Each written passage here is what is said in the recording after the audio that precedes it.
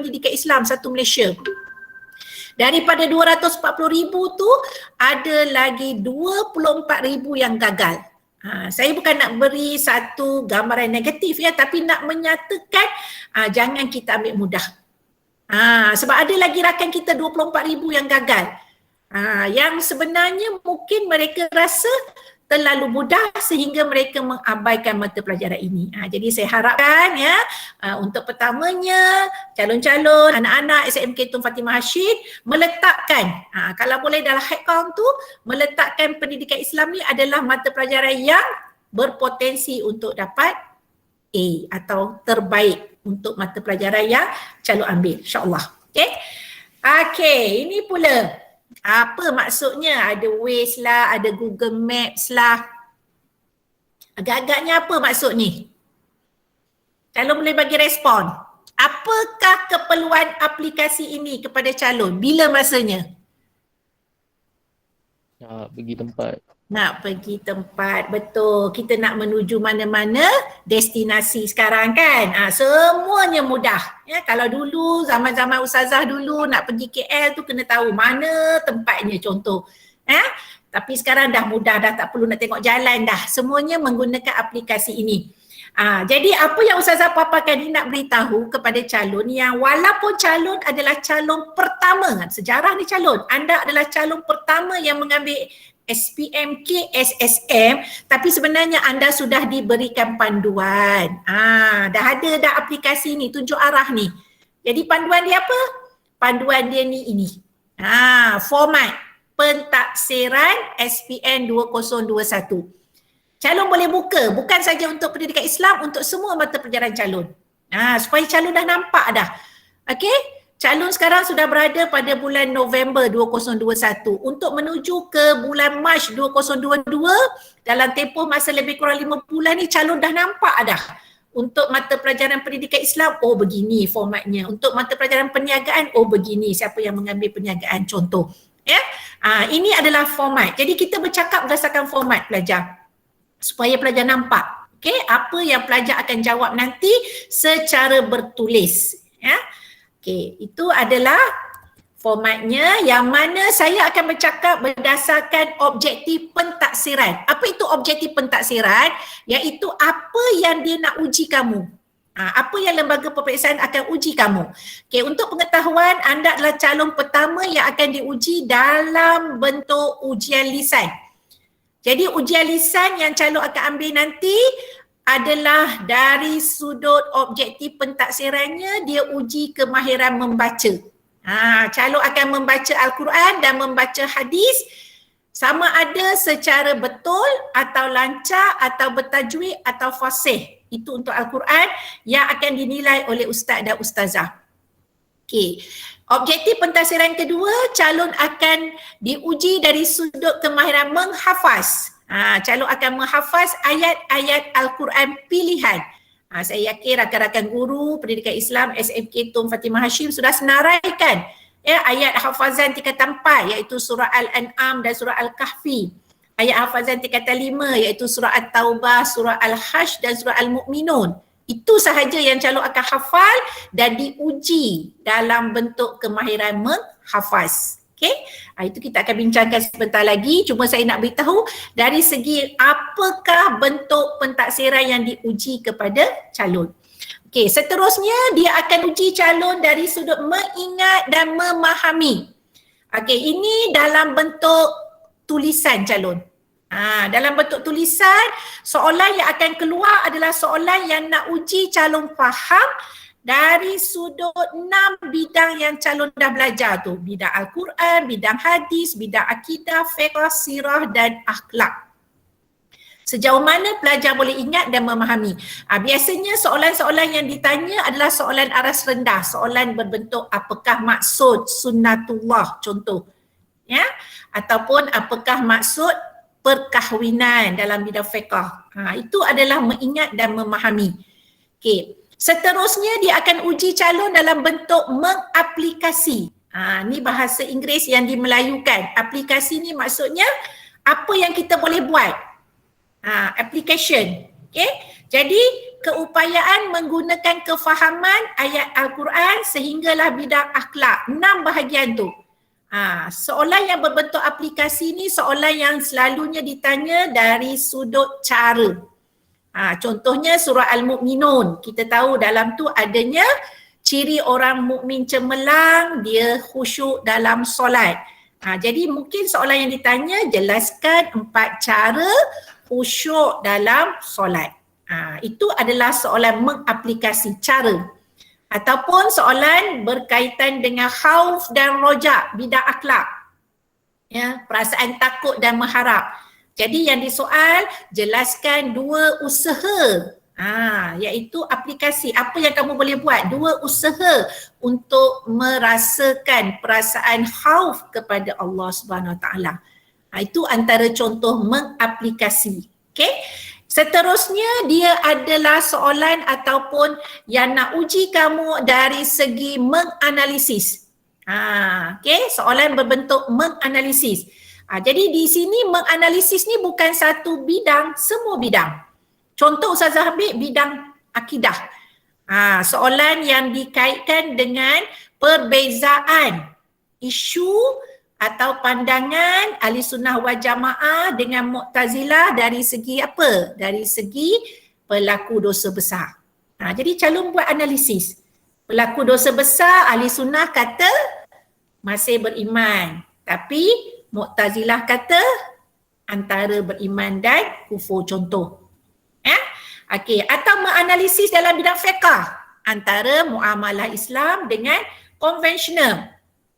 Okey, muamalah Islam pelajar tahu dia ada pertimbangan adanya sifat kasihan belas, sebab itu tidak ada riba, tapi konvensional ada riba menyebabkan berlakunya penindasan. Itu adalah berbentuk menganalisis. Okey, dan yang terakhir kemahiran menilai. Okey, di sini menilai kefahaman pun merakumi 6 bidang. Biasanya kalau menilai kefahaman untuk Al-Quran ni atau hadis dalam bentuk pengajaran ayat. Tapi akidah pun ada. Dalam bidang sirah atau tamadun Islam kita lihat sekarang dalam tajuk yang melibatkan tokoh adanya iktibar daripada tokoh tersebut ataupun iktibar daripada kejayaan Khulafa Ar-Rasyidin. Itu adalah kemahiran menilai. Jadi, ya. Assalamualaikum.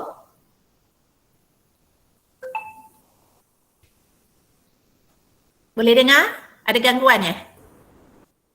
Mungkin ada yang terklik mic tu. Okey, tak apa. Okey, jadi di sini jelas menunjukkan bahawa 6 bahagian ni adalah yang diuji. Adalah orang kata garis panduan yang lembaga peperiksaan akan bina item ataupun bina soalan. Jadi pelajar dah tahu dah. Okey, jadi pelajar dah boleh nampak dah apa yang pelajar perlu faham dalam bidang yang dipelajari, sama ada bidang Al-Quran, hadis, akidah, fiqh, tamadun sehingga akhlak. Yang merangkumi ada ujian lisan dan adanya ujian secara bertulis. Jadi daripada objektif pentaksiran ini calon, maka calon akan nampaklah perbezaan dengan KBSM. Kalau KBSM dia ada kertas 1, dia ada kertas 2. Calon tak ada. Calon ada kertas 1, ada kertas 2, tetapi kertas 1 solid secara bertulis, yang tidak ada lagi pentaksiran jawi, yang tidak ada lagi pentaksiran ayat hafazan secara bertulis, yang tidak ada lagi pentaksiran yang melibatkan secara lisan untuk diuji dalam bertulis. Okey, jelas tak di sini? Okey, jadi ini adalah 6 pentaksiran. Itu kena faham dahulu ya. Itu kita kena faham bahawa itulah yang akan disoal nanti dalam peperiksaan SPM untuk kertas pendidikan Islam. Okey. Tadi saya sudah nyatakan yang anda ada kertas 1, kertas 2 ya. Cuma bezanya untuk KSSM kertas 1 ni secara bertulis. Ini sudah diumumkan yang anda akan hadapi pada bulan Mac 2022. Nampak jauh lagi tu. Ya, tapi sedar tak sedar dah 5 bulan. Jadi kita kena ada preparation ya calon ya, dan tahniah ya kepada guru-guru yang sentiasa Sebenarnya saya dipanggil oleh Ustazah Umi Hani ni dah lama daripada bulan Ogos lagi tak silap saya. Tetapi atas beberapa faktor yang terpaksa kita ada kekangan tersebut, jadi saya berjumpa dengan pelajar pada bulan November ini. Jadi saya yakin usaha daripada rakan-rakan guru SMK Tun Fatimah Hashim untuk anak-anak pelajar berterusan sehinggalah calon kita akan menghadapi peperiksaan pada bulan Mac nanti. Jadi calon kena sama-sama menyahut cabaran daripada rakan-rakan guru atau usaha yang telah dilaksanakan. Okey, seterusnya kertas 2. Kertas 2 ini dipanggil sebagai ujian tilawah dan hafazan Al-Quran serta bacaan hadis atau diringkaskan UTQH. Dan dia merupakan pentaksiran pusat. Apa itu pentaksiran pusat? Iaitu segala borang sampailah segala aturan dan juga soalan daripada Lembaga Peperiksaan Malaysia yang menyoal pelajar saja adalah guru dari sekolah masing-masing. Tetapi apa saja soalan adalah diterima daripada pihak Lembaga Peperiksaan Malaysia. Jadi dalam masa terdekat insya-Allah minggu depan rakan-rakan guru akan bersiap sedia untuk menguji pelajar dalam UTQH ini. Okey, ini adalah format yang saya nyatakan tadi Okey, sekarang saya nak highlight kepada perkara kedua. Inilah perbezaannya calon. Okey, kalau boleh calon, saya nasihatkan calon ambil contoh soalan terkini. Jangan ambil yang SPM, KSSM sebab dia dah berbeza sangat dengan apa yang calon akan hadapi nanti. Jadi yang terkini sama ada daripada kertas pertengahan tahun, daripada tahun lepas, kertas akhir tahun mungkin sempat periksa akhir tahun, dan yang terkini percubaan. Okey, sebab apa? Sebab kita dah berbeza dah calon. Kertas satu kita semuanya subjektif. Ada subjektif respon terhad, subjektif respons terbuka dan subjektif berstruktur. Dia ada soalan yang berbeza dengan kertas satu dalam KBSM. Okey? Nanti saya perincikan apa dia subjektif, berstruktur dan sebagainya. Okey, seterusnya kita lihat di sini dia ada 5 soalan. Dengan jumlah markahnya 100 markah dan pelajar tidak ada pilihan. Kena jawab semua soalan. Kena jawab semua soalan. Tidak ada pilihan dan pelajar perlu ingat walaupun 100 markah pelajar tetapi anda tak dapat 100 markah untuk kertas 1 sebab sudah ditetapkan kertas 1 ini wajarannya adalah 80%. Wajaran dia 80%. Okey. Untuk kertas 2 yang nak diuji nanti adanya bahagian A tilawah 50 markah, bahagian B hafazan 30 markah dan bahagian C hadis 20 markah. Okey, dan wajarannya sudah ditetapkan 20%. Walaupun dua-dua ni nanti markahnya 100% tapi dia akan buat wajaran. Okey, saya ambil contoh. Aida. Calon ada nama Aida kan? Okey, Aida dia jawab kertas 1 dia pada bulan Mac 2022, maka markah yang Aida dapat 89. Okey. Jadi 89 dibahagi dengan 100 dan didarab dengan 80. Maka daripada 89 markah Aida, Aida dapat 71.2. Itu markah Aida yang bertulis. Okey, apa yang Aida kena cover? Yang ini. Sebab ini dinilai secara lisan, dinilai oleh rakan-rakan guru anda. Pelajar. Jadi saya harap sangat calon SMK Tun Fatimah Hashim cuba dapatkan markah yang wajaran 20% ni setinggi yang mungkin. Cuba. Iaitu contoh Aida diuji dalam tilawah, Aida dapat 46. Dalam hafazan, Aida dapat 26. Dalam bacaan hadis, Aida dapat 16. Maka dicampur semua, Aida adalah calon yang dapat markah 17.6 daripada 20 markah. Tinggi dah ni. Kalau boleh markah yang diuji secara lisan ni, anda cuba dapat 15 ke atas. Cuba. Sebab anda dah ada markah kat situ untuk cover dengan secara bertulis nanti pada Mac 2022. Jadi markah Aida yang tadi campur dengan markah yang akan dapat dalam SPM 2022 88.8. Kalau peringkat sekolah kita tahu 88.8, kita gunda 89 dapat A. Alhamdulillah. Ya, jadi untuk dapat A+ ni calon sebenarnya memang kita kena cuba untuk dapatkan 90 markah. Itu peringkat atau grade di dalam mata pelajaran kita, ya, pendidikan Islam. Biasanya pendidikan Islam ni di peringkat lembaga dengan sekolah, grade dia hampir sama. Jadi untuk dapat A+ tu calon kena usahakan dapat markah 90 ke atas, insya-Allah boleh, ya. Jadi ini dia dari sudut bilangan soalan dan pemarkahan. Ya, dia tidak solid 100% tapi dia ada wajaran yang telah diputuskan di peringkat Lembaga Peperiksaan Malaysia. Okey, seterusnya dalam kertas 1 yang 80 markah, kita terus cakap 80 ya sebab wajarannya 80%, dia merangkumi semua perkara yang saya dah dinyatakan dalam objektif pentaksiran tadi. Kalau dalam bidang Al-Quran dan juga hadis yang disoal maksud kalimah, maksud ayat, ya. Kalau bidang akidah sehingga akhlak, isi utama. Isi utama ni calon tak boleh lari dari maksud. Ya, sebab itu insya-Allah calon sudah saya tak pasti SMK Tun Fatimah Hashim sudah terima modul daripada peringkat Jabatan Negeri Johor. Kalau sudah, calon saya harap sangat calon SMK Tun Fatimah Hashim lengkapkan bahagian istilah. Sebab istilah tu memang kita sudah janakan dia daripada bidang Al-Quran sehinggalah bidang akhlak.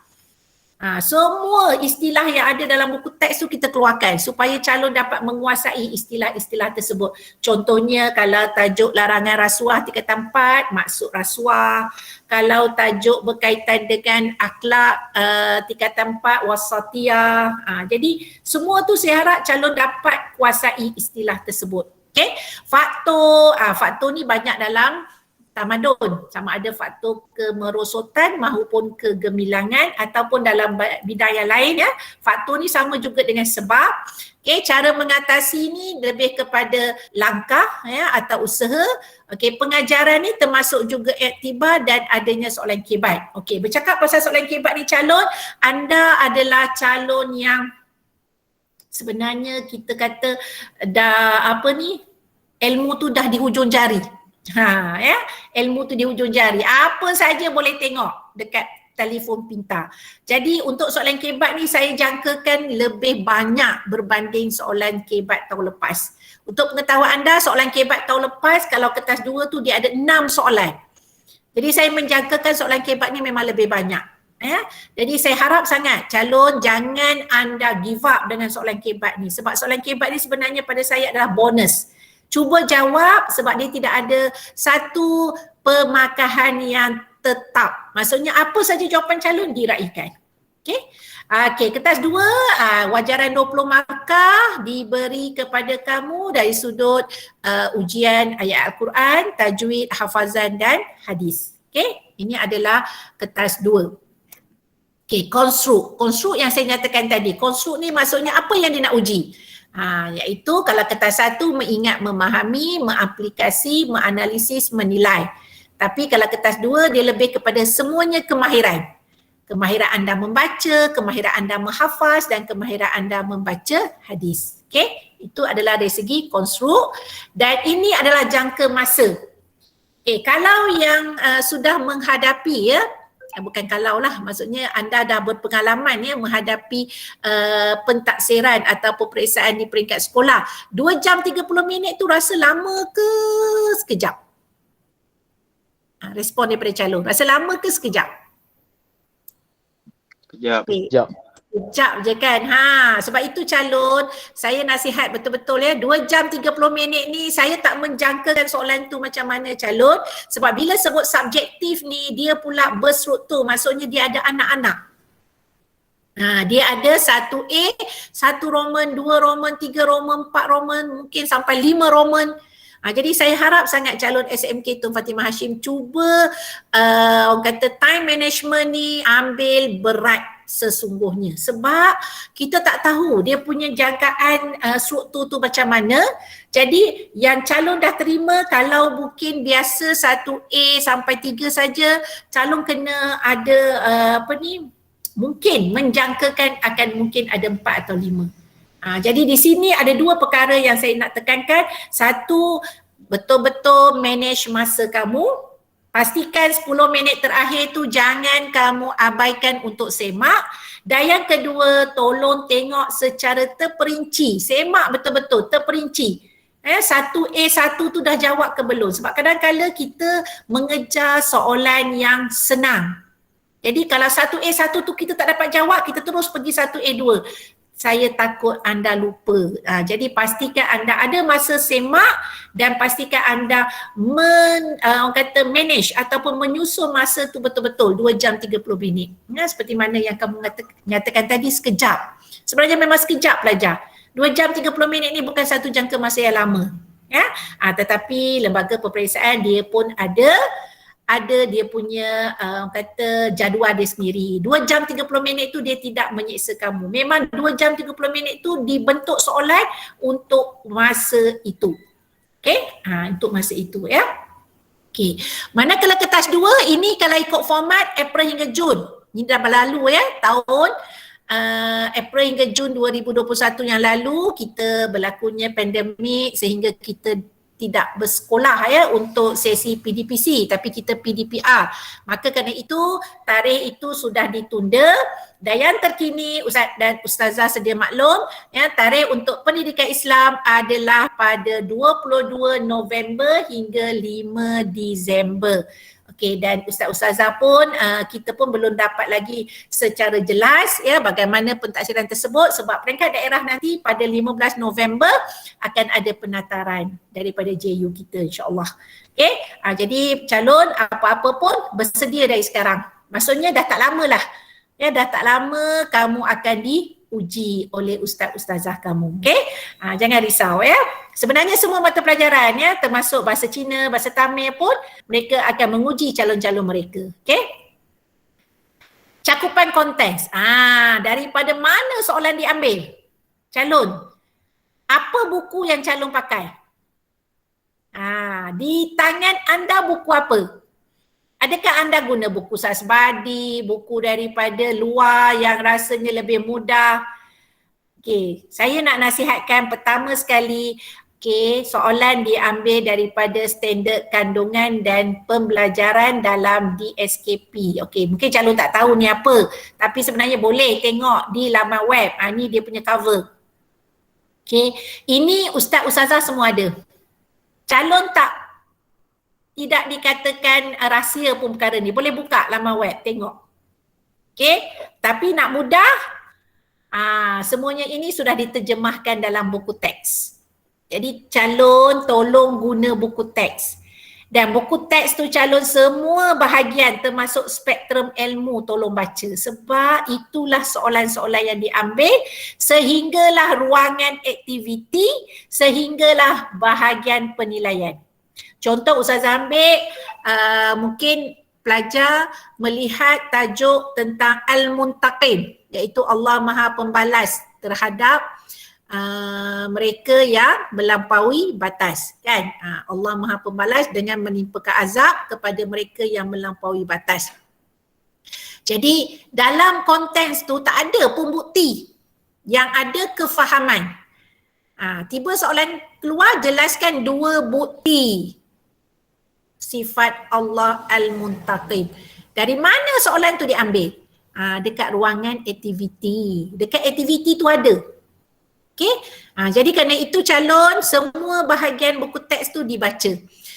Contoh kalau spektrum ilmu ni seperti kata-kata Saidina Abu Bakar, Umar, Osman dan Ali semasa mereka dilantik menjadi khalifah. Jadi mungkin kata-kata tersebut diambil dan diminta nyatakan siapakah yang berkata sedemikian.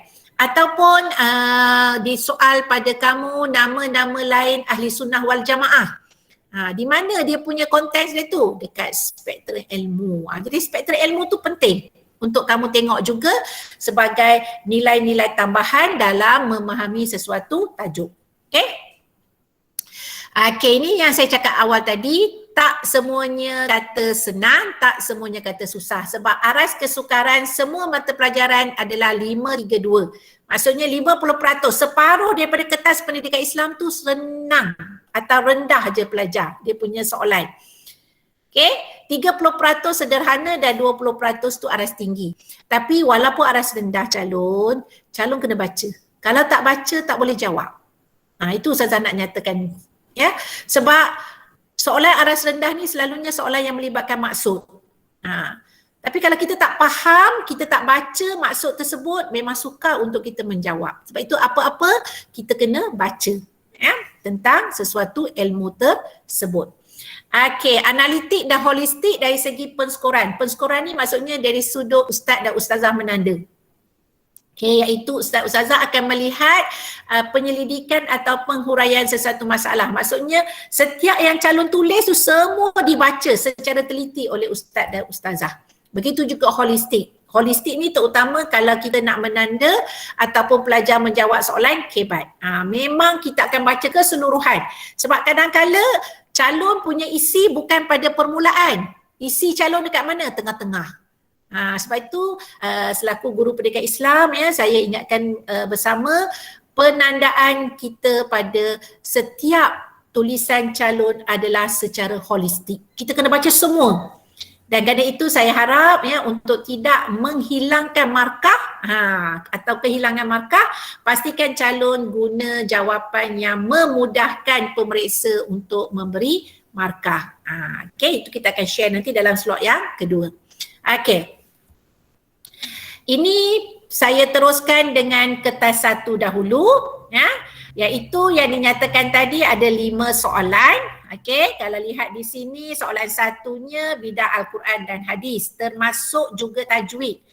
Okey, dan ingat tajwidnya adalah tajwid tingkatan 4 dan 5. Siapa ingat tingkatan 4 dan 5 dia belajar apa tajwid? Mat silah, mat lazim, qalqalah. Tingkatan 5 dia belajar wakaf dan ibtidak, kan?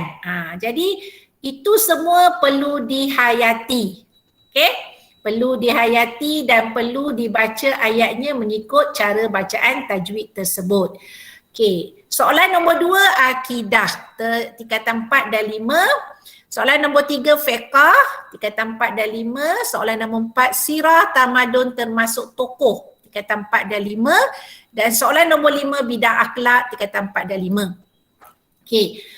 Untuk permulaan calon saya nak nyatakan ini saya buat berdasarkan format. Tetapi sekiranya calon dalam SPM 2022 nanti maksudnya pada Mac 2022 nanti calon buka kertas soalan, calon kata soalan nombor 1 fiqh.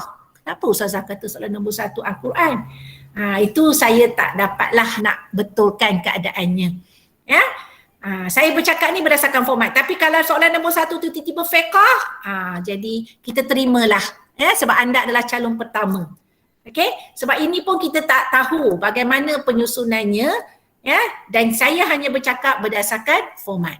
Okey? Tapi insya-Allah walaupun soalan nombor 1 tu fiqh, kalau betul lah dia akan merangkumi semua bidang ini. 6 bidang tu dia akan soal. Okey. Ini contoh. Ini saya ambil daripada format Kalau anda buka format, boleh buka di laman web. Okey, ini contoh bidang Al-Quran dan hadis yang diberikan. Okey, tadi saya kata dia berbentuk subjektif. Ini subjektif calon. Biasanya calon dia tak suka soalan subjektif ni. Dia suka soalan apa? Calon suka soalan apa? Kalau sejarah kertas 1 tu dia soalan apa? Objektif kan? Yang itu yang calon suka. Bulat-bulat je. Okay, ada pilihan jawapan A, B, C, D. Minta maaf, pendidikan Islam tak ada. Tapi sebenarnya untuk pengetahuan anda, yang subjektif ni lagi yang memberi markah kepada kamu. Percayalah. Okay. Tadi saya beritahu dia ada subjektif respon terhad. Mana dia dalam soalan ni subjektif respon terhad? Siapa dapat teka? Dia berbentuk subjektif tadi ada 3. 1 subjektif respon terhad, 2 subjektif respon terbuka, 3 subjektif berstruktur. Jadi ini contoh dia beri. Okey. Jadi yang dikatakan subjektif respon terhad pada soalan nombor ni 3 sepatutnya ya, iaitu terangkan 2 keburukan rasuah kepada negara. Ini dikatakan terhad. Calon hanya cerita apa jadi negara tu. Jangan cerita keburukan rasuah ni pada individu. Contohnya kamu kata seseorang itu akan ditangkap. Tak ada markah. Respon terhad dia mesti fokus pada soalan yang ditanya. Itu kena ambil perhatian ya. Banyak dah kesilapan di kalangan abang-abang kakak-kakak dalam SEN KBSM yang lalu. Okay? Ini dipanggil subjektif berstruktur. 1 Roman, 2 Roman, 3 Roman. Itu dipanggil subjektif berstruktur. Okay? Jangan sangka berstruktur tu kalau dulu berstruktur tu dia ada soalan isi tempat kosong. Itu kita panggil berstruktur. Tak ada. Isi tempat kosong pun tak ada untuk pendidikan Islam. Okay? Ini bidang Al-Quran dan hadis. Okay, ini bidang akidah. Pun sama diambil contoh tajuk tingkatan 4 tentang perkara yang membatalkan iman. Nampak tak? Soalan maksud. Tadi kan Ustazah kata soalan maksud ni memang dia tanya. Sebab itu saya nak sangat calon nanti dapat modul daripada Jabatan Pendidikan Negeri Johor. Pastikan menjawab soalan yang melibatkan istilah tu. Okay? Okay. Ini soalan fiqh. Sekali lagi. Ya, kalau calon lihat di sini dia tanya maksud. Okay. Maksud solat duha. Masa kamu tingkatan 4 kamu belajar tentang solat sunat duha.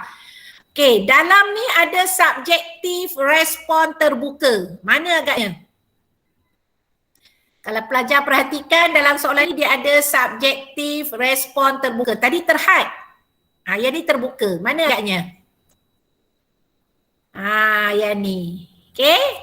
Ini kita panggil subjektif respon terbuka. Jelaskan 2 hikmah menunaikan solat duha. Tak kisah hikmah tu apa saja yang baik kepada kamu, atau kamu nak kata keluarga jadi bahagia, atau kamu nak kata negara jadi maju. Tak kisah. Sebab hikmah ni dia umum, dia tak spesifik. Itu dipanggil respon terbuka. Okay? Jadi 3 subjektif tadi yang saya jelaskan, pelajar dah nampak kat sini. Inilah bentuk-bentuk soalan dalam SPM kertas 1. Okay? Ini soalan tamadun. Kalau calon tengok di sini, calon tak boleh bersedia dengan satu kerajaan saja. Kalau calon nampak di sini, dia minta jelaskan 2 sumbangan yang diberi oleh khalifah sama ada. Kalau calon baca kerajaan Umayyah, calon jawab A. Sebab dia adalah pengasas kerajaan Umayyah. Kalau calon baca kerajaan Abbasiyah, calon jawab B. Sebab Abu Abbas Abdullah bin Muhammad pengasas kerajaan Abbasiyah. Dalam setiap kerajaan tu dia ada iktibar. Ini dia yang saya kata kemahiran menilai tu. Sama ada iktibar atau pengajaran. Okay, itu soalan yang melibatkan tamadun ataupun sirah ataupun tokoh. Dan yang terakhir soalan melibatkan akhlak. Sekali lagi yang disoal adalah maksud. Okay?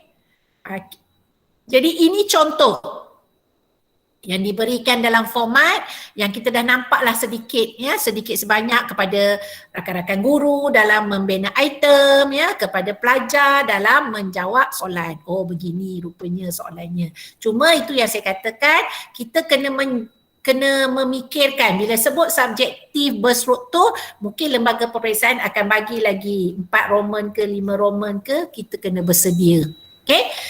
Okay, yang penting jawab, jangan tak jawab. Okay. Saya spesifik pula setiap bidang. Okay, kalau bidang tilawah atau Al-Quran, saya nak ingatkan kembali tajuk-tajuk yang calon dah belajar masa tingkatan 4 dan tahun semasa tingkatan 5. Okay. Kenapa saya terus pergi kepada larangan rasuah? Jangan terkejut ya calon, kalau calon tengok dalam modul ya di peringkat daerah Pasir Gudang, kita ada tajuk 1, tajuk 2, tajuk 3. Itu sebenarnya adalah bidang bacaan dan juga hafazan serta tajwid. Pergi terus tajuk yang keempat, larangan rasuah. Sebab itu adalah soalan yang ditanya secara bertulis. Untuk tingkatan 4, ayat hafazan dia tak ganggu ya. Ayat hafazan. Tetapi ayat kefahaman tak masuk dalam ayat hafazan. Jadi ada 4 tajuk ayat kefahaman yang calon kena faham dan baca. Larangan rasuah, memahami sunnatullah, larangan mempersendakan agama, dakwah pemacu kemajuan. Ni 4 tajuk ni calon baca betul-betul untuk menjawab soalan bidang Al-Quran. Tingkatan 5, dia ada beza sikit. Satu tajuk ni dia juga ayat hafazan dan dia juga ayat kefahaman, iaitu surah Al-Mu'minun. Ciri mukmin berjaya tu. Calon kena hafal dan calon juga kena faham dia adalah ayat kefahaman, kepelbagaian bangsa dalam Islam dan memahami keutamaan dalam tindakan ataupun fiqh uluhiyah. Jadi ini dia adalah tajuk yang terkandung dalam bahagian Al-Quran. 7 tajuk saja calon. Cuba fahamkan betul-betul, calon buat nota kecil supaya calon menguasai perkara ini dalam menjawab kertas 1 nanti. Bidang hadis. Kalau nampak di sini saya tulis 4. Dah nampak dah. Tak banyak bidang hadis yang perlu calon baca.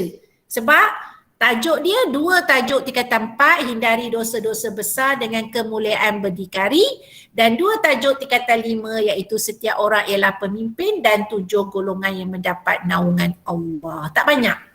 Cuma nasihat saya, dosa-dosa besar ni yang ada dalam hadis saja calon. Jangan jawab yang tak ada. Contohnya kita tahu yang ada syirik, sihir, membunuh, lari dari medan perang. Jangan pula jawab mencuri walaupun itu dosa besar. Itu kena faham. Sebab itu kena fahamkan betul-betul bidang hadis dan Al-Quran tadi.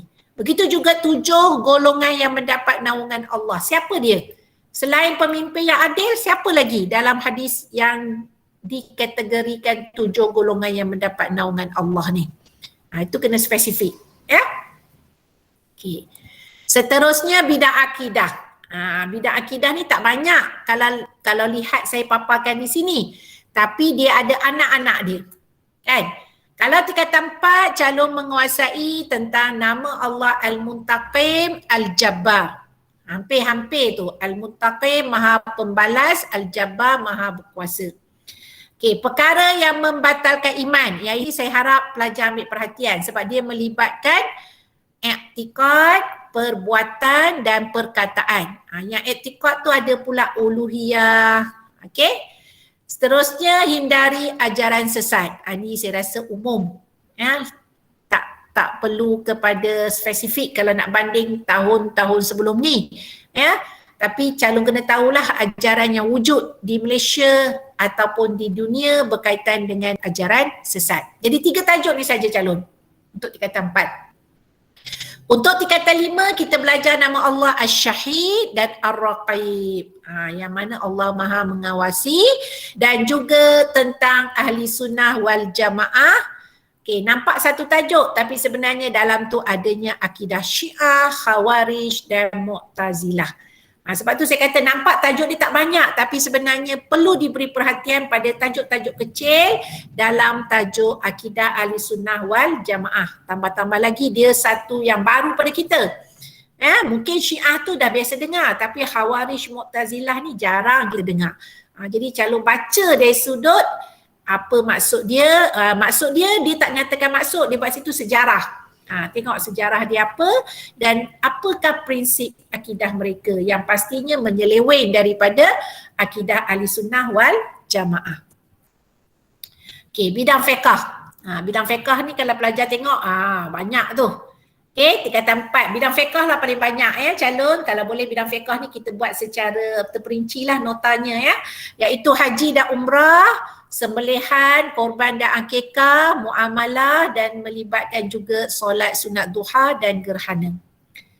Okay, manakala tingkatan 5, kita mulakan dulu dengan solat sunat istikharah tasbih. Kemudian kita pergi kepada perkahwinan. Bab perkahwinan ni banyak daripada awal sampailah berlakunya masalah yang melibatkan perceraian, kemahiran keibubapaan, pengurusan harta ni satu tajuk yang baru ya, melibatkan wasiat dan juga faraid, dan jenayah yang melibatkan hukuman hudud, qisas dan takzir. Jadi saya harap ya, kenapa digubal di sini sebab saya katakan tadi calon ni dah orang kata ilmu tu di hujung jari. Mudah dapat. Jadi kerana itu calon lihat ya perkara-perkara ini supaya calon lebih memahami tentang tajuk fiqh. Okey. Untuk tamadun, kalau lihat tamadun ni calon masa tingkatan 4 tu lebih berat lah sebab anda belajar 3 kerajaan. Khulafa ar-Rasyidin, Umayyah dan Abbasiyah. Okey, dan anda belajar 4 tokoh mazhab. Ya, mazhab Syafi'i, mazhab Hanafi, Hambali dan juga Maliki. Manakala tingkatan 5 kita hanya belajar 1 kerajaan je, iaitu melibatkan Utsmaniyah dan 3 tokoh iaitu Salahuddin. Yang berbeza ya, kalau Salahuddin Al-Ayyubi lebih kepada ketenteraan, Hasan Al-Banna lebih kepada dakwah dan Ahmad bin Ibrahim tokoh akademik. Okey. Jadi ini melibatkan bidang tamadun dan yang terakhir bidang akhlak.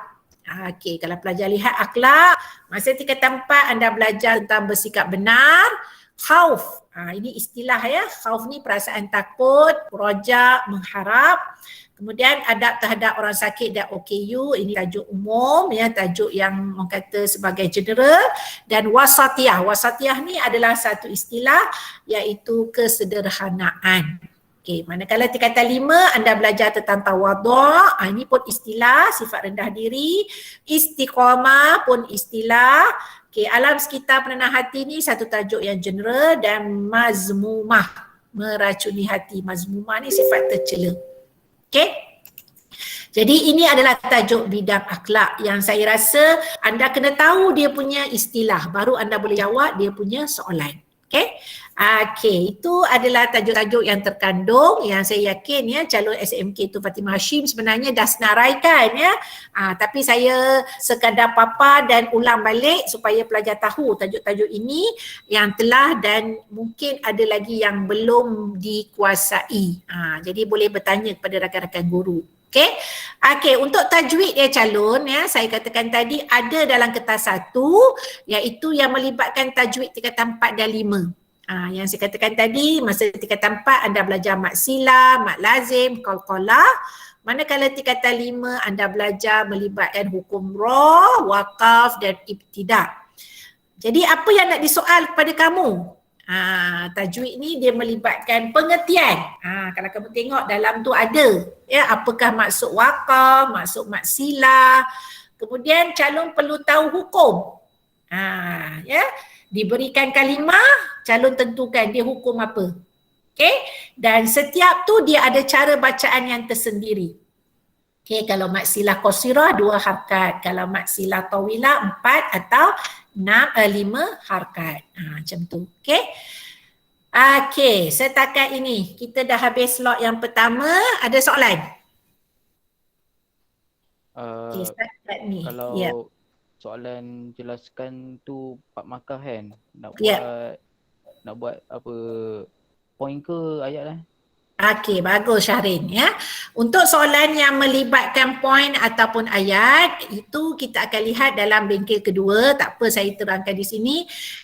Memang perkara ini berlaku apabila munculnya soalan kebat.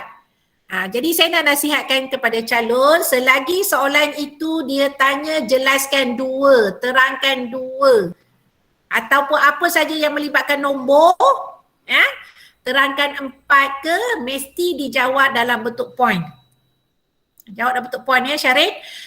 Soalan kebat saja yang anda jawab dalam bentuk ayat.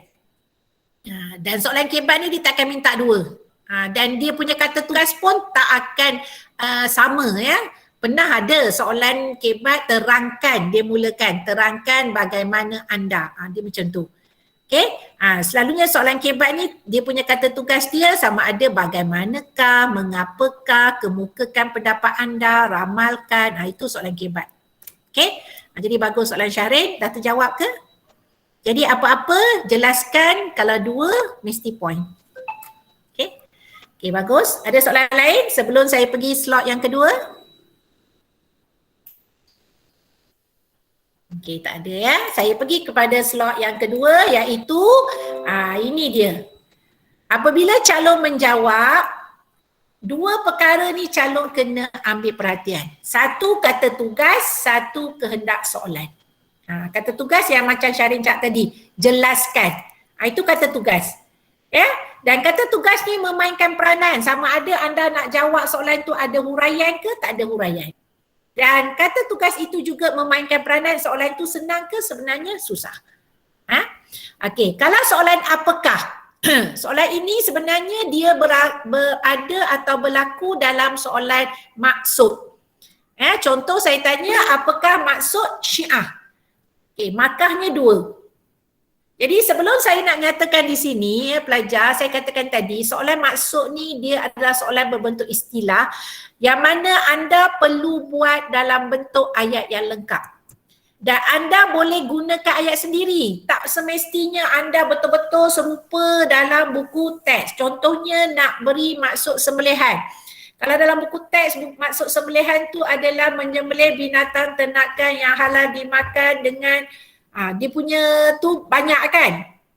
Jadi anda boleh ringkaskan, menyembelih binatang yang halal dimakan. 1 markah. Tapi ada isi yang kedua. Ni dia. Sebab dia mesti ada 2 isi. Dia tak boleh 1 isi. Dengan memutuskan urat, halqum dan marik. Macam tu. Okay, ringkaskan. Walaupun tak tulis dengan niat kerana Allah. Tak apa, sekurang-kurangnya ada 2 isi. Isi ya calon, kita tak mau huraian. Macam mana contoh huraian? Kalau tanya kamu perkara gaib, kamu kata perkara yang tidak dapat dilihat dengan mata kasar, 1 markah. Seperti syurga. Itu bukan isi, itu huraian. Dalam maksud kita tak nak huraian, kita nak isi. Okay, jadi pemakahan dia akan tanda 1 isi, 1 markah. Biasanya dia tak akan ada 1, dia mesti nak 2 isi. Kalau 4 isi ni seperti soalan yang melibatkan haji. Sebab haji kita tahu mengunjungi Baitullah 1 isi. Dengan syarat tertentu 1 isi. Untuk mengerjakan ibadat tertentu 1 isi. Pada waktu yang tertentu 1 isi. Itu 4 isi. Tapi selalunya dia tak akan ambil sampai 4, cukup 2 isi sahaja. Okay? Jadi kalau soalan tadi, apakah maksud Syiah? Ini saya jawab dalam buku lah, mengikut buku ya. Kumpulan yang menuntut supaya Saidina Ali dilantik sebagai khalifah selepas Rasulullah SAW. Maka pelajar dapat 1 markah dan berkeyakinan hanya Ahlul Bait sahaja yang layak memegang jawatan khalifah, dia dapat 1 markah. Tapi kalau pelajar kata, Ustazah saya nak jawab ikut idea saya kata kumpulan yang menyokong Saidina Ali, boleh tak dapat markah? Boleh tak dia dapat markah kat sini? Kumpulan yang menyokong Saidina Ali, boleh? Itu pun sebenarnya dah merujuk kepada Syiah. Sebab Syiah ni dia sokong Saidina Ali. Tapi dia dapat 1. Jadi untuk dapat 2 dia mesti ada sama ada berkeyakinan ataupun untuk memegang jawatan khalifah. Maksudnya dia tahu kumpulan ni sokong Ali. Kenapa? Untuk Ali sebagai khalifah Rasulullah. Sebab itu kumpulan dia tak terima Abu Bakar, tak terima Umar, tak terima Saidina Uthman. Boleh? Okay? Yang penting isi calon. Ustazah dan ustaz mencari isi. Okay?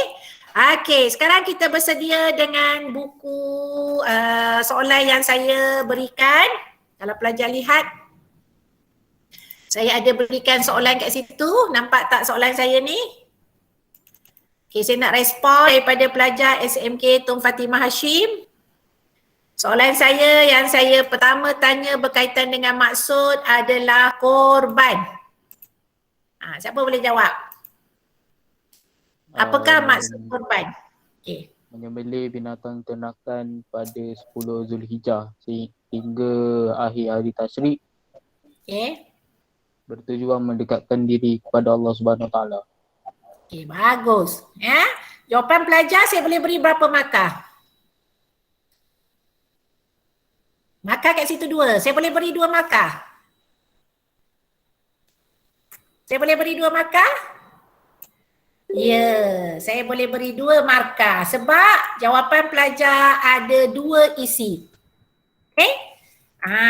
Iaitu menyembelih binatang ternakan pada 10 Zulhijjah hingga akhir hari Tashrik. Di situ dah dapat 1 markah. Bertujuan mendekatkan diri kepada Allah, dapat lagi 1 markah. Okay. Sekiranya calon tak jawab macam ni, calon tahu 10 Zulhijjah tu hari raya Aidul Adha. Jadi pelajar tulis menyembelih binatang ternakan pada hari raya Aidul Adha. Pun dapat markah. Okay, pun dapat markah. Sebab tu saya kata boleh guna ayat sendiri tetapi jangan lari daripada isi utama. Okay. Pertamanya, saya lupa tadi nak beritahu.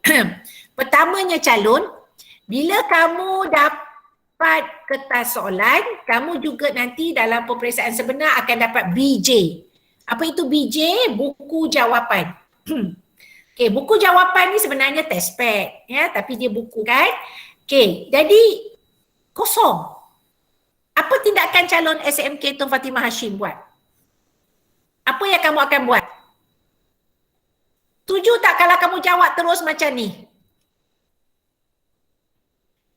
Setuju tak? Tak setuju, bagus. Jadi sepatutnya mesti ada apa? Sepatutnya calon mesti tulis apa?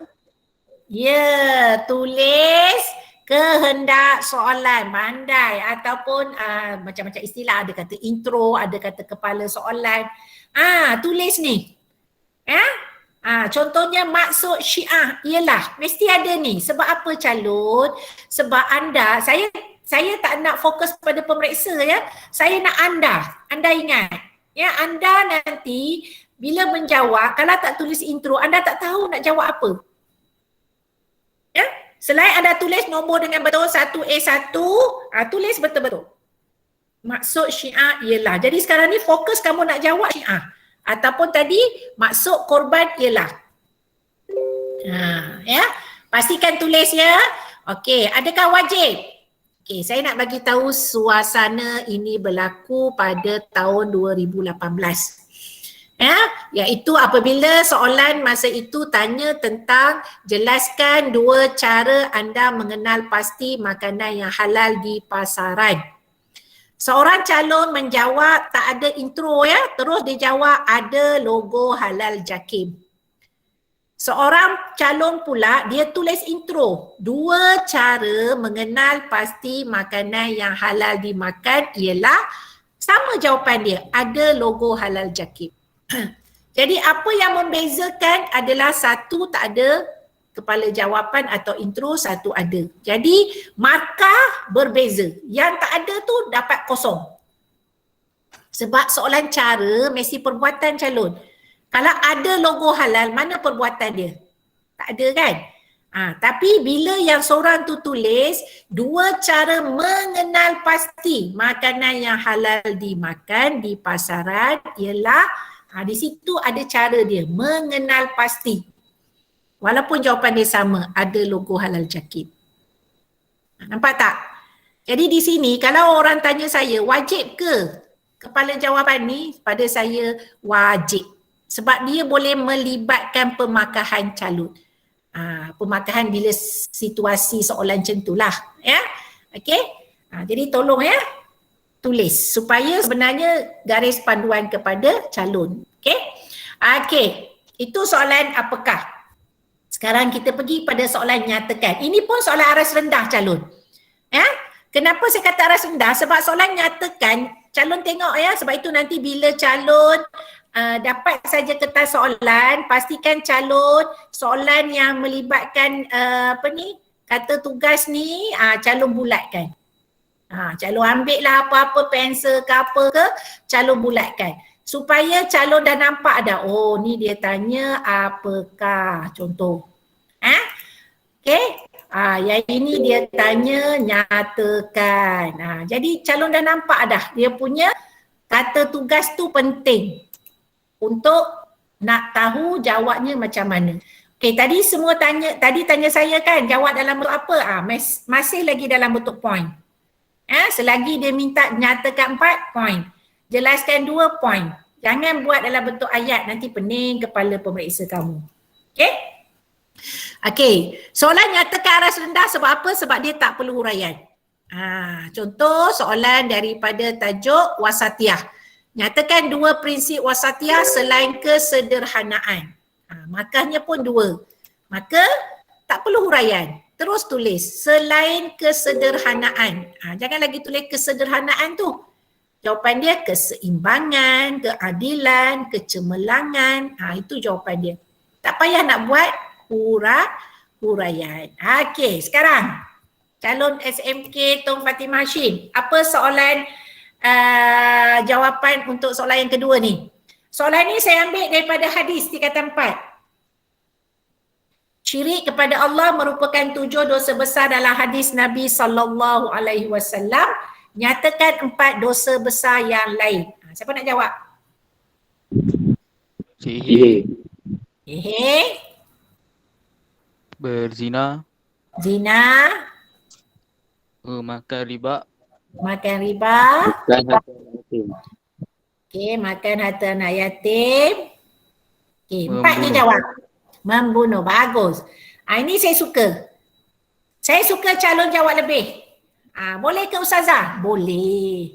Tak ada halangan. Tapi janganlah sampai 10 pula ya.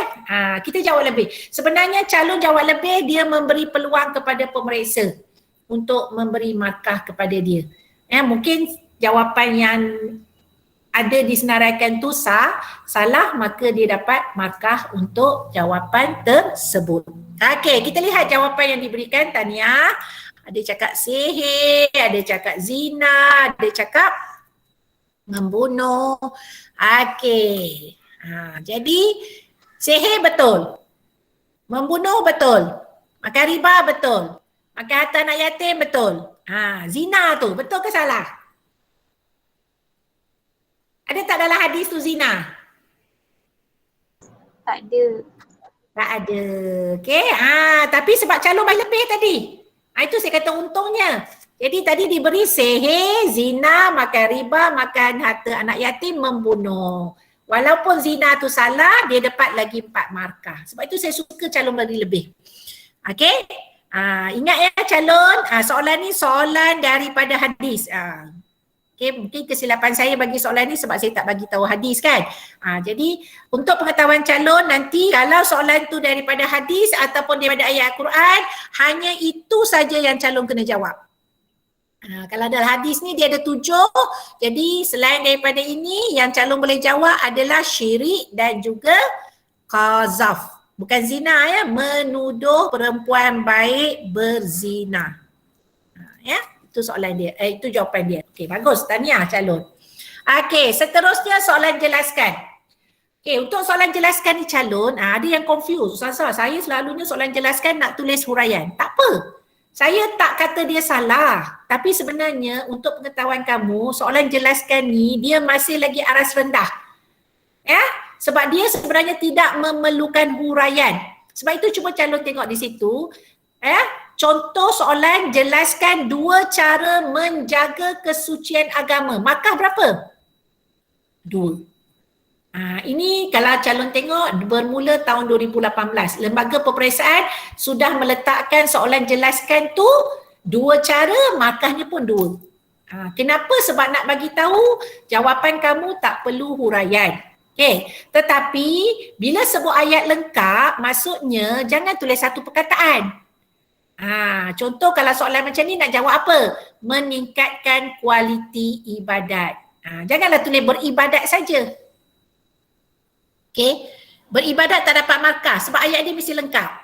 Okey, mencontohi akhlak Rasulullah sallallahu alaihi wasallam. Apa lagi cara? Cara ni mesti perbuatan, penguatkuasaan undang-undang Islam. Itu antara contoh jawapan jelaskan. Okey?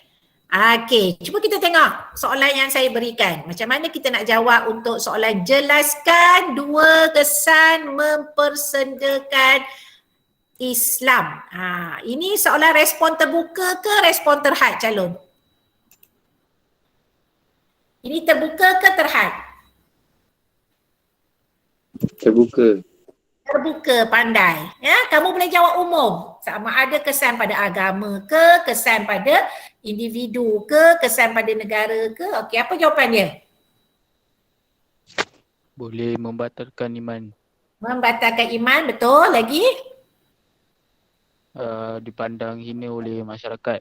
Pandang hina oleh masyarakat. Bagus pelajar. Ya. Okey, soalan macam ini, nampak tak jawapan rakan kamu tu lengkap?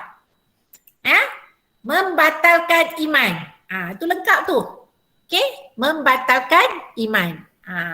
Dipandang hina oleh masyarakat. Okey, dalam buku teks, walaupun saya kata tadi memang buku teks rujukan utama, tapi saya nak nyatakan di sini, saya tak galakkan anda buat tidak disukai oleh Allah. Saya lebih suka kalau anda terus negatifkan dia. Dilaknati Allah. Okey? Gagal dalam kehidupan, tidak bahagia. Saya tak suka anda mulakan perkataan tidak-tidak tu. Kalau boleh, terus tulis negatif. Itu nasihat saya lah. Ya? Tapi kalau nak ikut pun tak jadi masalah. Cuma saya lebih suka. Kalau benda tu negatif, kamu terus bagi dia negatif. Okey? Okey. Yang ini terangkan. Yang ini tak boleh lari. Dan yang inilah kadang-kala walaupun saya yakin dari tingkatan 1 kamu dah diberi nasihat supaya mesti ada huraian, tapi ialah kita kan manusia selalu lupa. Jadi saya ingatkan calon tolong ya, untuk soalan terangkan mesti ada huraian. Contoh soalan terangkan 2 implikasi perkahwinan yang tidak mengikut syariat Islam. Sebab itu dia berbeza dengan jelaskan tadi. Markah dia tak jadi 2, markah dia jadi 4. Sebab apa? Sebab dia perlukan huraian. Jadi situasi guru kamu macam ni bila dia nak menanda. Okey? Selalu dia termenung. Ya, kalau pelajar soalan kata tugas terangkan dia termenung je. Mana huraian pelajar ni? Sebab itu kita dah diberikan garis panduan kata hubung. Untuk pelajar nak mudah menjawab. Ya, ini sebenarnya sebagai memudahkan sahaja. Ya, kata hubung ni agar, kerana, supaya, dengan, untuk, serta. Tapi kalau pelajar tak ada kata hubung pun, ayat itu kita tahu dia ada huraian, diberi juga markah. Ya? Jadi kalau soalan tadi, calon tulis dia punya intro, tak perlu tulis dalam bentuk perkataan, tulis nombor pun tak apa. Ya? 2 implikasi perkahwinan yang tidak mengikut syariat Islam, pelajar kata pasangan akan didenda kerana berkahwin tanpa mengikut saluran yang betul. Okey, untuk huraian ni calon saya nasihatkan jangan ambil daripada soalan. Jangan kata kerana perkahwinan tidak mengikut syariat Islam, maka salah. Tak dapat markah untuk huraian. Okey, yang di sini saya tak ada bagi kata hubung. Anak tiada dokumen yang sah menyukarkan masa depannya. Nampak tak? Tak ada kata hubung. Maka dia diberi juga markah sebab ini huraian. Okey? Okey, siapa nak cuba soalan saya? Saya tanya, terangkan 2 hikmah menunaikan solat sunat istikharah kepada individu. Kali ini saya bagi soalan respon terhad. Siapa nak cuba? Dapat meningkatkan keimanan kepada Allah SWT. Okey. Dapat meningkatkan keimanan kepada Allah SWT. Itu berapa markah baru? 2. Baru 1 dek. Ya? Baru 1 sebab meningkatkan keimanan kepada Allah tu isi. Huraian dia apa? Kenapa kita kaitkan istikharah tu meningkatkan? Baru 1. Macam mana nak dapat 2 tu?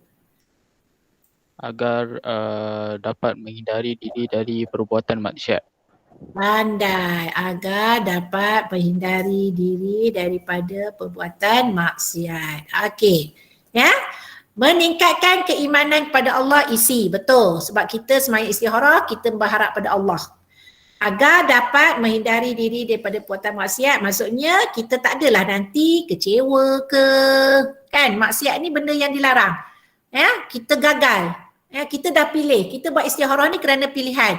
Jadi kita pun pilih. Rupanya pilihan kita tu tak betul, maka kita kecewa.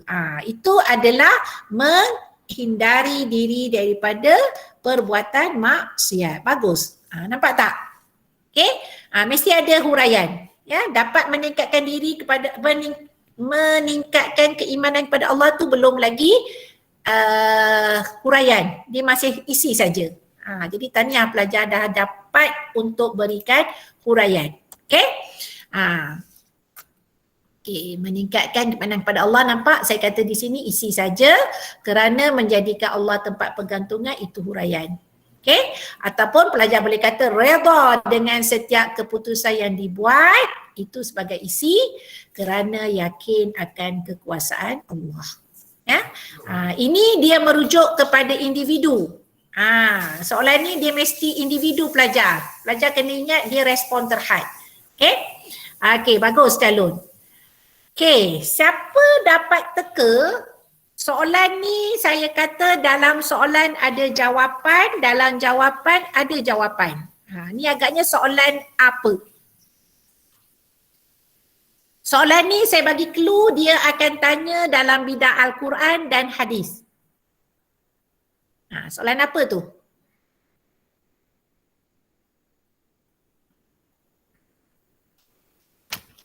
Siapa dapat teka?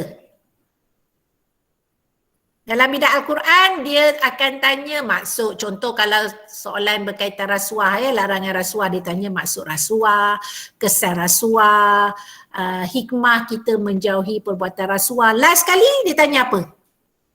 Kalau dalam bidang Al-Quran.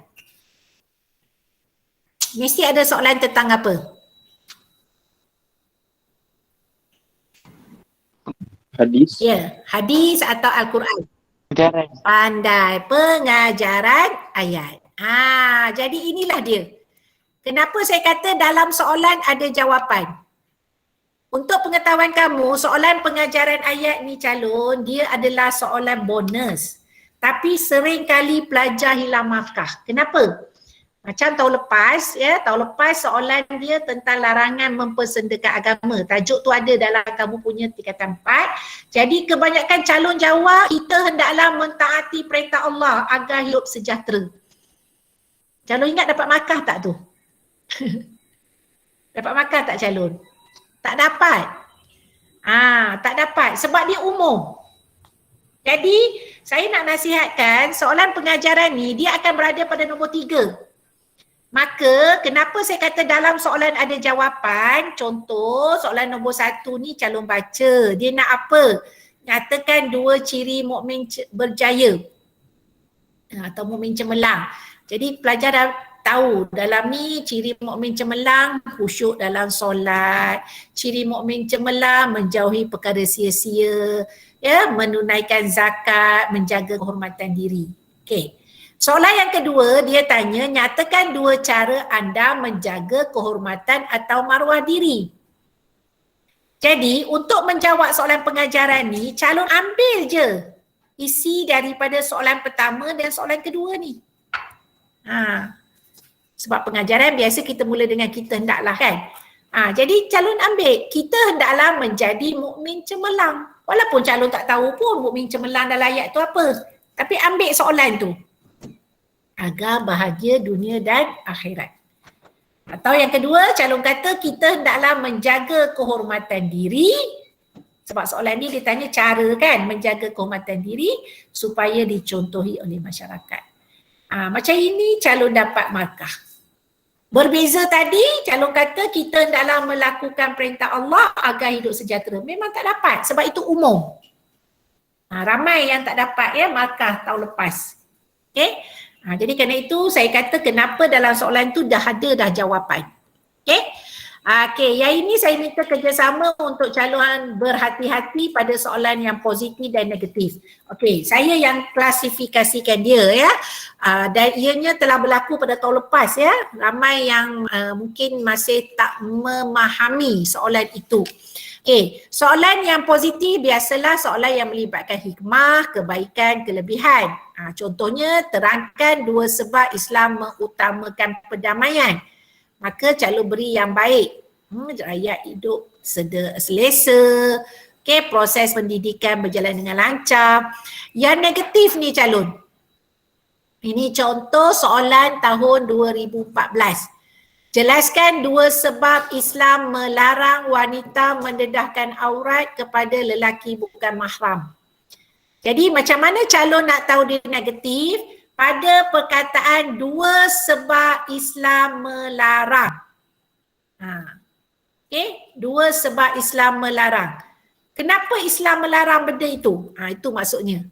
Jadi terus calon beri dalam bentuk ayat negatif. Mengundang fitnah dalam kalangan masyarakat. Mudah terlibat dengan gejala sosial. Mencemarkan maruah diri. Itu terus calon beri.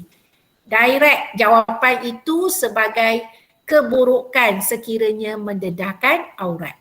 Okay? Cuba calon tengok soalan saya. Ni saya ambil daripada hadis tu adanya amalan sihir. Jadi terangkan 2 sebab Islam melarang amalan sihir dalam kehidupan. Apa nak jawab? Dapat mencetuskan pergaduhan. Betul, mencetuskan pergaduhan. Bagus. Itu kan negatif. Tapi markah baru 1. Sebab terangkan. Mesti ada huraian. Okay? Mencetuskan pergaduhan, 1 markah kerana. Tulis apa? ... Okay? Tidak puas hati dengan kelebihan orang lain. Jangan ambil kerana amalan sihir. Itu soalan jawapan mengulangi soalan. Okay, bagus. Lagi? Ada idea lain? Apa lagi? Kenapa sihir itu dilarang? Selain mencetuskan pergaduhan. Memporak-perandakan rumah tangga. Ya, memporak-perandakan rumah tangga kerana percaya dengan hasutan syaitan. Kan? Sebab sihir itu adalah bantuan syaitan. Okay? Bagus pelajar. Okay? Memporak-peranda atau memecah belahkan masyarakat kerana saling tuduh menuduh. Okay? Membatalkan iman kerana memohon bantuan jin. Mudah terlibat dengan jenayah seperti, okay, kalau tulis seperti pun itu huraian, seperti membunuh. Okay, ini adalah negatif. Jangan pelajar tulis bila sebab Islam melarang mengelakkan. Itu yang selalu pelajar buat. Mengelakkan daripada tipu daya manusia. Tak nak. Okay. Terus buat negatif. Okay. Okay. Yang ini pun sama ya. Apabila calon dah tahu dalam soalan SPN 2021 dia ada respon terhad dan terbuka. Jadi apa yang saya harap yang respon terhad ni calon ambil perhatian. Contoh soalan, terangkan 2 hikmah mengekalkan perpaduan dalam kalangan masyarakat Islam. Ini berlaku tahun 2017 ya. Apabila pelajar melihat perkataan dalam kalangan masyarakat Islam, dia tak fokus masyarakat, dia fokus pada Islam. Maka pelajar tu jawab agama Islam akan berkembang. Salah. Bila soalan macam ni kena fokus pada masyarakat. Jadi tulis perkataan masyarakat Islam tu kalau boleh tulis kat depan. Tulis di bahagian permulaan ayat. Lagi nampak soalan tu respon terhad. Okay, masyarakat Islam akan menjadi maju 1 markah kerana pembangunan dapat dijalankan. Okay. Sebab ini kesilapan. Sebab itu saya ambil kesilapan tu supaya calon SMK Tun Fatimah Hashim tak buat. Okay. Kesilapan yang saya dah dapat tadi, 1 yang saya katakan mesti ada intro. Ya, kesilapan yang kedua mesti faham dia positif ke negatif.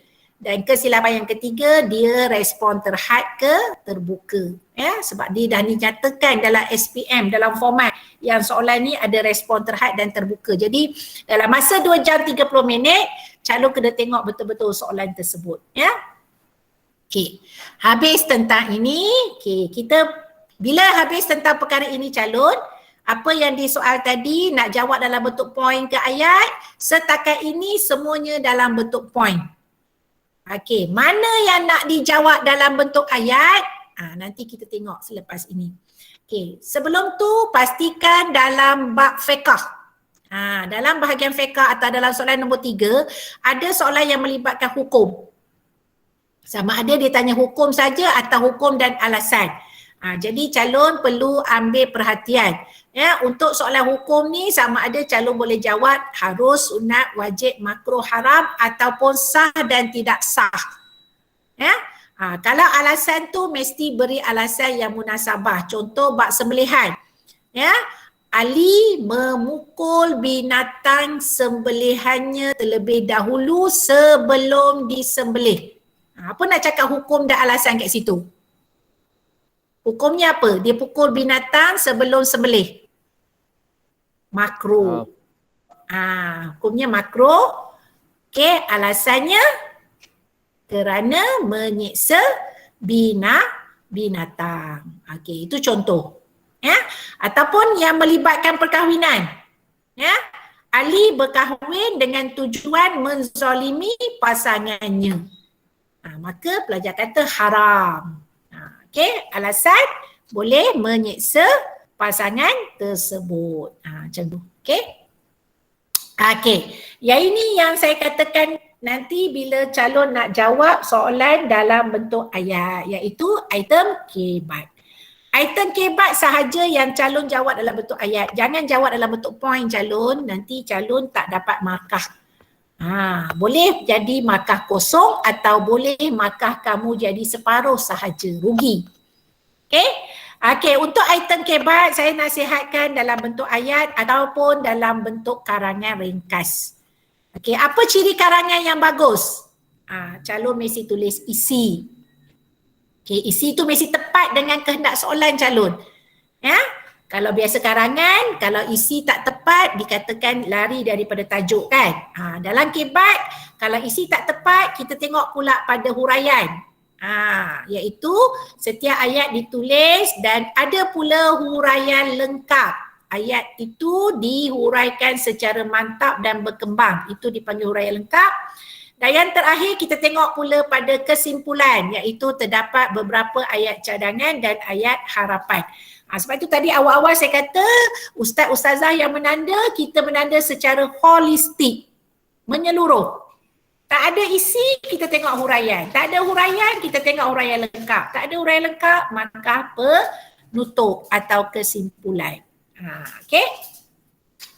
Tapi biasanya kalau tak ada isi, maka kesimpulan tu pun sukar untuk dapat. Ya? Okey, contoh. Contoh dia berikan di sini, syirik merupakan kezaliman besar. Kemukakan hujah anda untuk menyokong pernyataan di atas. Nampak tak calon? Berbeza dengan item yang saya beri tadi. Ya, contohnya saya bagi tadi, jelaskan 2, terangkan 2. Tapi dalam kebat dia tak ada. Dia tak akan minta jumlah yang perlu anda tulis. Kalau dia minta kemukakan 2 hujah, itu tak jadi kebat. Itu jadi soalan point. Ingat ya. Kalau dia minta kemukakan 2 hujah, itu tak jadi kebat. Tapi kalau kemukakan hujah anda untuk menyokong pernyataan di atas, maka anda perlulah tulis dalam bentuk kebat, iaitu isi. Apa isinya? Ini cadangan saya. Ya, menyebabkan berlakunya pergaduhan dalam masyarakat yang merupakan suatu kezaliman. Huraian. Hal ini kerana wujudnya fitnah serta tuduh menuduh antara satu sama lain. Huraian lengkap selalunya kita buat kesannya. Kita nampak impak daripada tersebut. Masyarakat akan hidup dalam keadaan tidak tenteram dan Allah menimpakan azab pada mereka. Oleh itu sebagai ayat harapan. Kesimpulan, perbuatan syirik hendaklah dijauhi agar. Saya suka bila anda buat kesimpulan ni seperti anda buat pengajaran ayat. Ya, ada huraian. Ya, sebab kadang-kala pemakahan dalam kesimpulan tu bila dia tak ada huraian tu dia tergantung. Okey. Oleh itu kita hendaklah menjauhi perbuatan syirik agar hidup diberkati Allah. Itu cantik. Ya, jawapan kebat sebegini. Dia nampak step by step. Tapi itulah kadang-kala di kalangan ustaz-ustazah kita terima isi tu tidak di atas, isi tu di bawah. Jadi sebab itu saya kata dalam slot yang kedua ni saya mengharapkan calon buat betul-betul mengikut step supaya kamu tidak hilang markah. Okey. Ini soalan yang saya suka untuk pamerkan di mana pelajar perlu tahu kategori kebat tu. Ya. Okey, bila kamu dapat soalan kebat, contoh soalan dia adalah daripada surah Al-As dan ada pula pepatah Arab mengatakan masa itu ibarat pedang, jika kamu tidak memotongnya maka ia akan memotong kamu. Itu dia punya, kita kan panggil stimulus. Stimulus. Okey, maka berdasarkan pernyataan di atas, pelajar kena fahamkan pernyataan ni, mengapakah orang yang tidak menghargai masa itu orang yang rugi. Jadi di sini calon anda ambil perhatian yang ini soalan kebat negatif. Bila soalan kebat negatif, saya nak calon ambil daripada isi. Masa yang berlalu itu tidak akan kembali lagi, negatif. Seorang pelajar SPM misalnya jika tidak berusaha bersungguh-sungguh menyediakan dirinya dengan ilmu untuk menghadapi peperiksaan, maka dia akan gagal dan terpaksa mengulang semula. Itu negatif. Kesannya dia akan ketinggalan berbanding rakan yang lain. Daripada isi huraian lengkap mesti negatif calon. Kalau calon tulis masa yang berlalu itu tidak akan kembali lagi, bagus. Terus calon kata, sebagai seorang pelajar yang bijak, dia perlu gunakan masa yang ada untuk belajar, mempelajari ilmu pengetahuan. Terus dia dapat 2 saja markah. Sebab dia dah buat penutup. Itu nasihat saya. Ya, kesilapan yang berlaku apabila isi huraian lengkap tu tak ditulis dalam bentuk negatif, maka dia dapat 2 markah sahaja. Faham tak? Okey, kita ambil contoh. Saya bagi tu. Kita ada masa lagi lebih kurang 15 minit. Okey, kita ambil contoh. Ini kebat ya calon. Tingkatan 4 dan 5 tak sama dengan tingkatan 1, 2, 3. Sebab soalan nombor 6 ni kalau calon tengok, dia tak ada stimulus. Jangan kata soalan kebat kita mesti semua ada stimulus. Ada juga yang tak ada stimulus. Okey, kenal pasti perkara yang tidak menepati syariat Islam dalam majlis perkahwinan dan berikan komen anda. Macam mana nak jawab? Ini bab perkahwinan atau majlis perkahwinan tu majlis wali matu urus. Apa yang tak menepati syariat Islam dalam majlis wali matu urus? Boleh beri idea?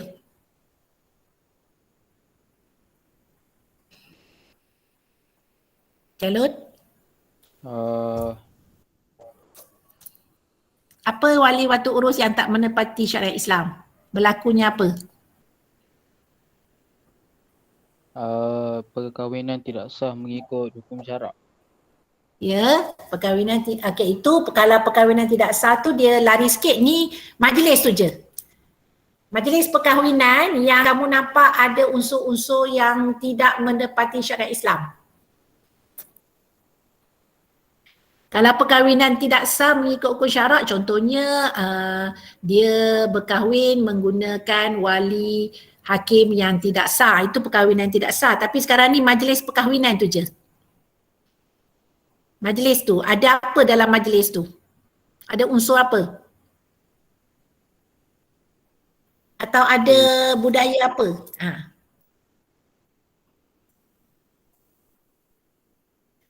Okey, contoh saya bagi, berlakunya pembaziran dalam majlis wali matul urus, iaitu mengadakan majlis dengan berlebih-lebihan dari segi pelamin ataupun menyediakan makanan. Pembaziran itu kan tidak menepati syariat. Kesannya akan menyebabkan seperti berkawan dengan syaitan. Itu contoh. Ataupun adanya unsur khurafat dalam majlis tersebut, iaitu perlu ada mandi tolak bala kepada pasangan pengantin agar mereka tidak menerima musibah. Ataupun kamu kata yang tidak memenuhi syariat lagi, adanya joget lambak dalam majlis perkahwinan tersebut sehingga berlakunya pergaulan bebas antara lelaki dan perempuan. Yang fokus di sini majlis perkahwinan ataupun walimatul urus. Faham tak? Okey? Cuma yang saya nak kaitkan di sini, ini negatif. Jadi kamu kena ceritakan majlis perkahwinan tu apa yang negatif. Adanya unsur khurafat. Contoh apa unsur khurafat? Iaitu perlunya mandi tolak bala kepada pasangan pengantin untuk menolak musibah. Kesannya mereka lebih percaya kepada perkara tahyul berbanding kuasa Allah. Macam tu. Boleh belajar. Okey? Itu contoh soalan kebat yang negatif. Saya nak kaitkan yang negatif supaya kamu tak hilang markah. Okay, yang terakhir untuk soalan kebat lagi yang saya perlukan perhatian pelajar adalah ni contoh. Iaitu dia ada stimulus. Tadi yang tak ada stimulus. Ni dia ada stimulus. Stimulus dia ilmu tanpa amal seperti pokok tanpa buah. Itu stimulus dia. Okay, soalan dia, kata-kata hikmah di atas mempunyai kaitan dengan proses mendapatkan hidayah Allah Subhanahu Wa Taala. Buktikan kebenarannya. Okay, ini soalan tahun 2018 ke 2019. Ya, yang saya dapati ramai yang hilang markah. Sebab apa? Sebab dia jawab macam ni. Okay. Kebenarannya ialah kita mestilah sentiasa beramal ibadat fardu maupun sunat agar mendekatkan diri kepada Allah. Sebagai contoh, melakukan solat-solat sunat dan puasa sunat. Kesimpulannya, kita mestilah taat pada perintah Allah agar diberi ganjaran pahala di akhirat. Calon tahu tak? Jawapan ni calon yang menjawab dia dapat kosong.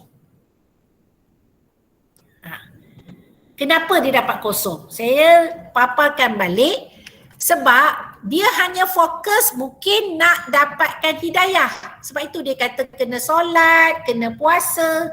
Sedangkan dia mesti kaitkan dengan stimulus. Kata-kata hikmah di atas mempunyai kaitan dengan proses mendapatkan hidayah. Jadi pelajar kena kaitkan ilmu ni. Ilmu tanpa amal seperti pokok tanpa buah. Jadi pelajar kena kaitkan pernyataan ni. Jadi jawapan pelajar mesti macam ni. Pandangan saya, kita mestilah beramal dengan ilmu yang ada supaya mudah mendapat hidayah Allah. Hal ini kerana setiap ilmu yang dipelajari membimbing kita ke jalan kebenaran. Contohnya, kita hendaklah mengamalkan solat-solat sunat dan zikir yang telah dipelajari kesimpulannya. Okey, walaupun saya kata tadi kebat ni memang adalah bonus dan apa saja jawapan kamu diraikan, tapi itu yang saya nak guide. Walaupun jawapan kamu kita raikan, tetapi kalau dia menyeleweng daripada soalan, dia tak dapat markah. Jadi dua soalan kebat yang saya dapatilah yang menyebabkan pelajar hilang markah. Yang lain tu tak ada masalah. Yang ini yang perlu difokus kepada pelajar. Okey, jadi kita ambil contoh last. Kita ada masa lebih kurang 8 minit saja. Pelajar lelaki nak pergi semayang. Okey, di sini ya. Contoh saya bagi soalan ni. Ni saya ambil soalan jenayah Islam. Okey, walaupun dia gambar ke, dia dalam bentuk data ke, pelajar mesti baca betul. Mengapakah pelaksanaan hukuman kesalahan jenayah dalam Islam seperti gambar di atas wajib dilaksanakan di hadapan khalayak ramai? Huraikan. Jadi soalan ni kamu kena tahu dia kena sebab ni apa. Mungkin dia minum arak, mungkin dia berzina. Jadi jawapannya memberi pengajaran kepada orang ramai sekiranya melakukan zina. Macam tu. Kena ceritakan. Ataupun memberi pengajaran kepada orang ramai untuk menjauhi minuman arak. Kena nyatakan. Sebab gambar ni menceritakan hukuman kalau kita melakukan kesalahan jenayah dalam Islam. Boleh? Okey? Okey, itu tentang soalan kebat. Ya? Jadi soalan kebat mesti jawab dalam bentuk perkataan, jangan jawab dalam bentuk point dan fahamkan dia punya kehendak soalan. Okey, sedikit perkongsian tentang UTQH. Okey, ini adalah soalan yang akan ditanya, iaitu satu soalan untuk tilawah 50 markah, hafazan 30 markah dan juga hadis 20 markah. Okey, ini satu saja ya. Pelajar kena baca dengan fasih, lancar, bertajwid dan betul. Tapi markahnya diberi untuk bacaan 20, tajwid 20, kefasihan 10. Untuk hafazan, pelajar ada 2 soalan. 2 soalan hafazan. Okey, dan pelajar akan diberi markah hafaz dengan lancar 15, tajwid 15. Dan yang terakhir bacaan hadis 20 markah, iaitu dikira bacaan hadis tu secara betul. Okey, dengan betul bacaannya. Okey, jadi sebelum saya menutup tirai, saya mohon maaf sekiranya kata-kata saya menyinggung perasaan anda, dan saya doakan calon SMK Tun Fatimah Hashim diberikan kejayaan, kelapangan dada, kesihatan badan dan jaga diri dalam keadaan pandemik ini supaya kita semua diberikan kerahmatan oleh Ilahi. Jadi setakat ini saya tutup dahulu, sekiranya ada persoalan boleh bertanya dan saya serahkan kembali kepada Ustazah Umi Hani. Terima kasih. Jazakillahu khairan kasir kepada Ustazah Suraya binti Asyari. Okey, saya kira pengisian 2 jam yang sangat padat lah sebenarnya, dan saya harap anak-anak pelajar ni yang mendengar ni dapat ambil semua input yang telah dikongsikan oleh Ustazah Suraya. Okey, cuma saya nak merumuskanlah beberapa perkara penting selepas dibentangkan oleh Ustazah Suraya. Pertama sekali, anak-anak pelajar fokus kepada kata tugas soalan. Okay, yang pertama, kamu bezakanlah cara jawab antara nyatakan, jelaskan, terangkan. Okay, kerana kata tugas soalan itu mempengaruhi markah kamu. Okay, kemudian fahami kehendak soalan. Pastikan kehendak soalan itu ditulis. Okay, kalau kita dengar tadi Ustazah Suraya kata boleh dikira wajib tulislah kehendak soalan tu sebelum kamu letakkan jawapan kamu. Okay, kemudian fokuskan juga pada soalan respons terhad. Apabila dalam soalan fokus, contoh soalan itu fokus kepada kesan kepada individu, kesan kepada masyarakat, kesan kepada negara. Okay, jadi fokus. Kalau soalan itu berfokus, dia adalah respons terhad. Jadi kamu punya jawapan mesti fokus kepada kehendak soalan tersebut. Okey, kemudian bentuk soalan yang positif ke bentuk soalan yang negatif, okey? Sebab dia akan mempengaruhi bentuk jawapan kamu juga. Okey, kalau soalan itu negatif, berikan jawapan, poin jawapan dalam bentuk positif.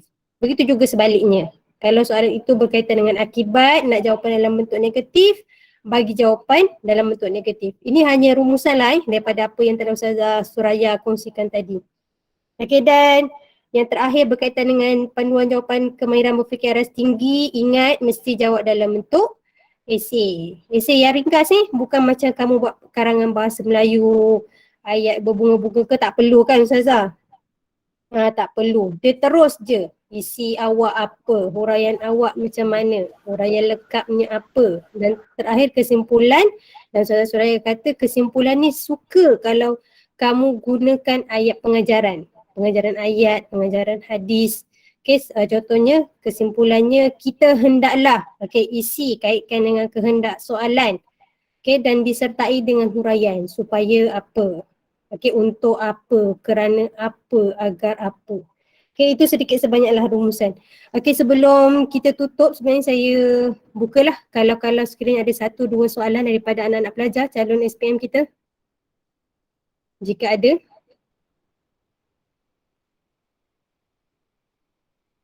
Tak ada? Kalau tak ada, boleh tak kalau anak-anak pelajar ni buka kamera sekejap, kita buat sesi bergambar ni dengan Ustazah Suraya. Bukan senang ni nak jumpa Ustazah Suraya. Lagi nak jumpa berdepan ni, tak tahulah bila kita boleh buat program secara bersemuka ni. Boleh tak anak-anak pelajar buka kamera? Ustazah Zanarima? Ustazah Zanarima boleh tolong untuk snapkan 1-2 gambar? Cepat yang lain buka kamera. Nakiuddin. Siapa lagi ni yang ada? Semualah anak-anak pelajar yang ada ni. Buka gambar, buka kamera sekejap.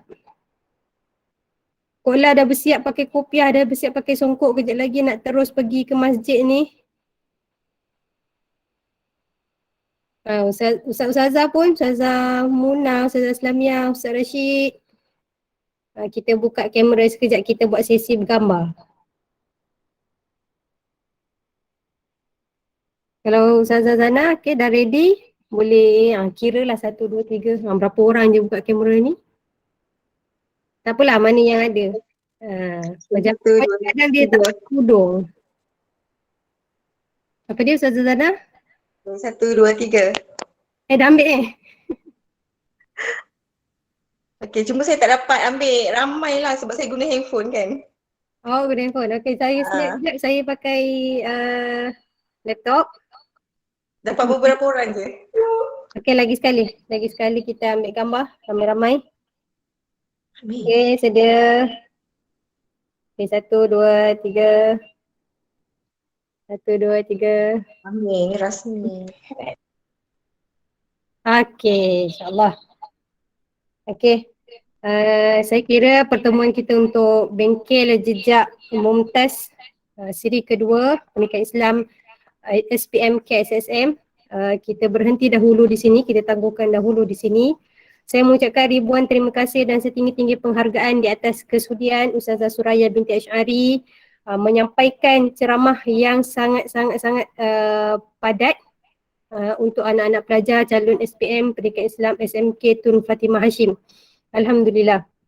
Terima kasih juga kepada rakan-rakan guru mata pelajaran pendidikan Islam yang telah memberikan kerjasama yang baik untuk kita melaksanakan bengkel pada pagi ini, dan khususnya juga kepada calon-calon pendidikan Islam SPM. Okay, mudah-mudahan pengisian pada hari ini sedikit sebanyak membantu kamu untuk menjawab dalam peperiksaan percubaan yang akan berlangsung untuk pendidikan Islam pada hari Isnin. 15 hari bulan ini. Mudah-mudahan kamu dapat menjawab dengan baik, dapat menjawab dengan tenang. Ingat semula tips-tips yang telah diberikan oleh Ustazah Suraya. Begitu juga tips-tips yang diberikan oleh guru mata pelajaran masing-masing. Untuk itu kita tutup majlis kita dengan bacaan tasbih kifarah dan suratul Asr. Subhanakallahumma wa bihamdika asyhadu an la ilaha illa anta astaghfiruka wa atubu ilaik. Bismillahirrahmanirrahim. Wal 'asr innal insana lafi khusr illa alladhina amanu wa 'amilus shalihat wa tawassaw bil haqq wa tawassaw bis sabr. Sekian dahulu daripada saya. Wabillahi taufiq wal hidayah. Assalamualaikum warahmatullahi wabarakatuh. Waalaikumsalam. Terima kasih Ustazah. Terima kasih Ustazah. Terima kasih Ustazah. Terima kasih. Bye. Terima kasih. Terima kasih Ustazah. Assalamualaikum. Waalaikumsalam. Bulan tu borang kehadiran jangan lupa isi.